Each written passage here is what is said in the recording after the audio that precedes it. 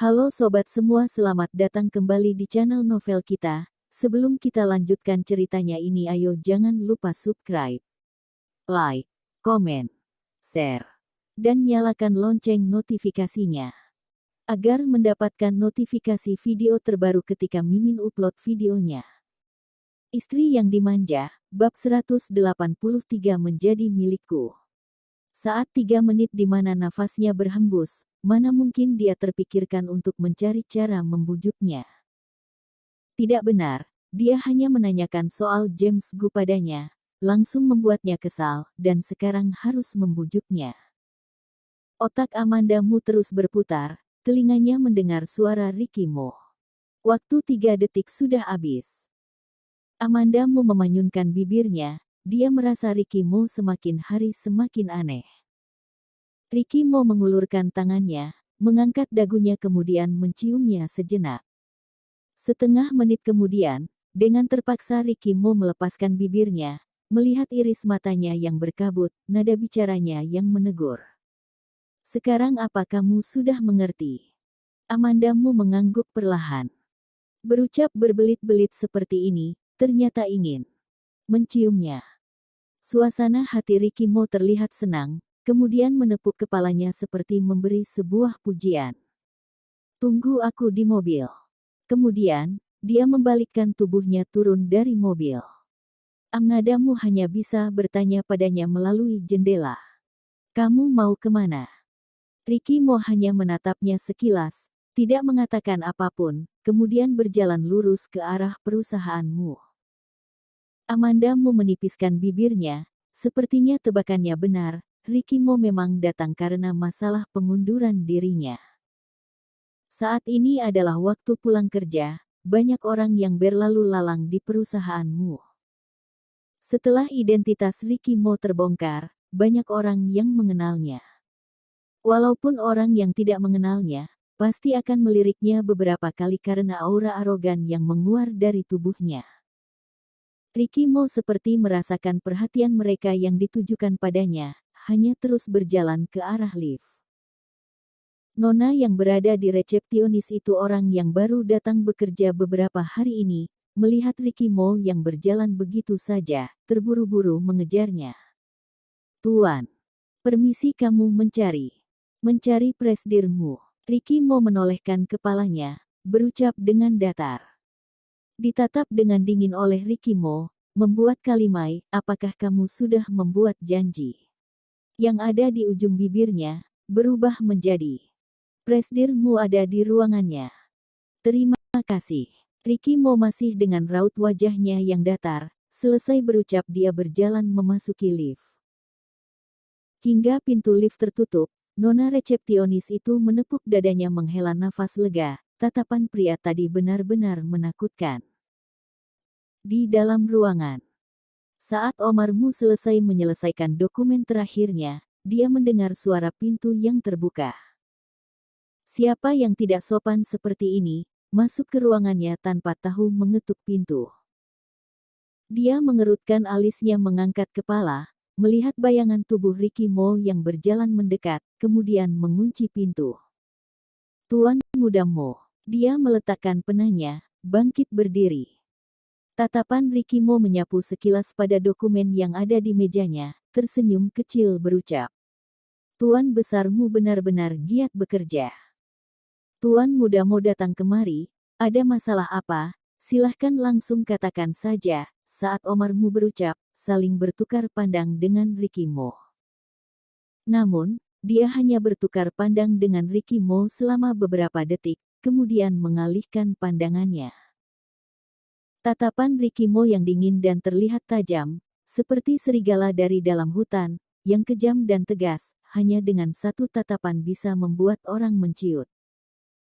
Tubuh Omar Mu, awalnya masih bersandar pada sandaran kursi kemudian berubah menjadi duduk dengan tegak, seperti bersiap.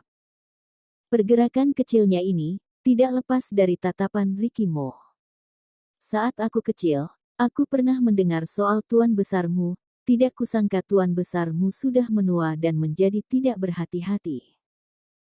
Ricky Mo duduk di hadapan Omar Mu, dengan tubuhnya yang setinggi 190 cm, walaupun dia sedang duduk, tubuhnya tetap lebih tinggi 1 inci dari Omar Mu. Tekanan dari tinggi tubuh membuat aura Ricky Mo semakin kuat. Tuan muda Mo sedang menertawakanku. Dalam benaknya Omar Mu mengerti apa tujuan Ricky Mo datang kemari. Hal yang dilakukan Tuan Besarmu sekarang, apa perlu tawaan dariku? Ricky Mo tertawa dingin sejenak. Kamu kira tidak mengizinkan Amanda untuk mengundurkan diri, maka bisa mengurungnya di perusahaanmu, mengendalikannya di dalam genggamanmu. Tiba-tiba raut wajah Omar Mu berubah, wajahnya menjadi tegang. Ricky Mo yang melihatnya seperti ini, tersenyum puas. Sama seperti saat itu. Kamu dan keluarga Mo mencapai kesepakatan. Kemudian pergi ke luar negeri. Mereka mengira kamu akan menua dan meninggal di luar negeri. Sekarang bukankah kamu kembali? Apa ada hal yang pasti di dunia ini? Raut wajah Omar Mu semakin tidak mengenakan untuk dilihat. Tuan muda Mo, aku tidak tahu apa yang kamu katakan mengenai pengunduran diri Amanda. Walaupun dia sudah menikah denganmu, tapi dia masih bermargamu, jadi masalah ini aku yang putuskan. Benarkah? Senyuman di wajah Ricky Mo semakin melebar, suaranya berubah menjadi pelan namun syarat akan keanehan. Kasus ibuku saat itu.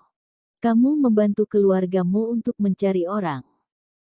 Mengeluarkan bantuan, jadi keluarga Mo berterima kasih padamu, dan menyuruhku untuk bertunangan dengan Siska. Jelas-jelas ini adalah hal yang baik, tapi kenapa harus menyuruhmu ke luar negeri? Ucapan Ricky Mo seperti mencapat batas Omar Mu, dia menunjuk pintu dan berucap marah. Itu karena aku sendiri yang ingin keluar negeri. Memangnya hal ini ada hubungan apa denganmu? Keluar, ini perusahaanku, tidak menerimamu. Jika aku mau, besok tempat ini bisa saja menjadi milikku. Ricky Mo sedikit memicingkan matanya, dengan raut wajah yang dingin. Jangan mengira Herman Mo atau keluarga Mo yang lainnya masih bisa membantumu, mereka bahkan tidak bisa melindungi diri mereka sendiri. Raut wajah Omar Mu berubah drastis, membuka mulutnya tanpa bisa bersuara, seketika membeku di tempatnya, tidak mengucapkan apapun. Saat itu dia pernah melihat Ricky Mo, namun dia hanya melihat sekilas dari gudang bekas itu. Saat itu wajah Ricky Mo dipenuhi dengan air mata, tatapannya juga kosong, terlihat seperti sangat shock. Saat itu dia merasa anak ini sepertinya sudah tidak terbantu lagi.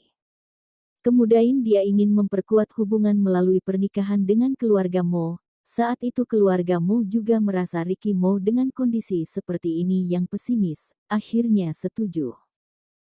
Dia bahkan tidak menyangka, 15 tahun kemudian, anak yang saat itu dia lihat sudah tidak tertolong lagi, ternyata duduk di ruangannya, dan berani mengancamnya. Setelah hidup lebih dari setengah abad, hal pertama yang menarik dirinya adalah, anak itu, yaitu Ricky Mo yang sekarang. Omar Mu menggelengkan kepalanya, terduduk lemas di kursinya, suaranya yang serak dan parau. Hal lainnya aku tidak tahu. Saat itu aku hanya melihat seorang wanita dari luar gudang bekas, yang mirip dengan ayahmu, seharusnya itu adik dari ayahmu. Ricky Mo langsung mengangkat kepalanya, matanya mulai berkabut, bersuara dengan berat. Apa aku terlihat seperti mudah untuk dikelabui? Dia tidak percaya pada ucapan Omar Mu. Adik dari Herman Mo adalah Gracia Mo, yaitu ibu Peter Si, yang berarti dia adalah bibinya. Gracia Mo dan ibu Ricky Mo adalah sahabat selama belasan tahun. Setelah terjadi hal buruk pada ibunya, Gracia Mo selama beberapa tahun itu terus tenggelam dalam kesedihannya.